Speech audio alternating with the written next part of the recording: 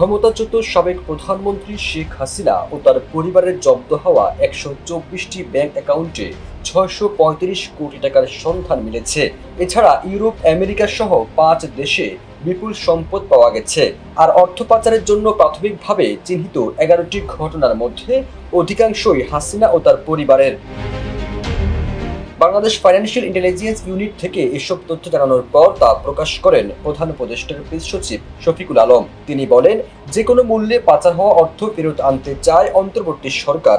এছাড়া অর্থ ফেরাতে প্রায় ২০০ আইনি সংস্থার সঙ্গে কথা বলা হয়েছে। প্রক্রিয়াটি সহজ করতে ৩০টি সংস্থার সঙ্গে চুক্তি করা হবে। প্রতিষ্ঠা করা হবে অ্যাসেট রিকভারি এজেন্সি। এসব প্রক্রিয়া সহজ করতে আগামী ১ সপ্তাহের মধ্যে একটি বিশেষ আইন প্রণয়ন করা হবে। যমুনা ইলেকট্রনিক্স ঈদে ডাবল খুশি অফার সিজন 3, যে কোনো পণ্য কিনলেই পাচ্ছেন নিশ্চিত ঈদ উপহার। বিএফআইইউ জানায়, শেখ হাসিনা ও তার পরিবারের জব্দ করা ১২৪টি ব্যাংক অ্যাকাউন্টে ৬৩৫ কোটি ১৪ লাখ টাকা পেয়েছে বিএফআইইউ। এছাড়া ১,৮০,০০,০০০ টাকা দলিল মূল্যে রাজুকের ৬০ কাটা প্লট এবং ৮,৮৫,০০,০০০ টাকা মূল্যের ১০% জমি সহ ৮টি ফ্ল্যাট অবরুদ্ধ করা হয়েছে।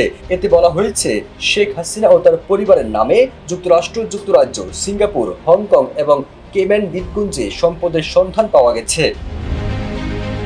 এদিকে মালয়েশিয়ার একটি অ্যাকাউন্টে বিপুল পরিমাণ অর্থের সন্ধানও পাওয়া গেছে। তবে এসব দেশের কোনোটিতে কত সম্পদ রয়েছে তা জানা যায়নি।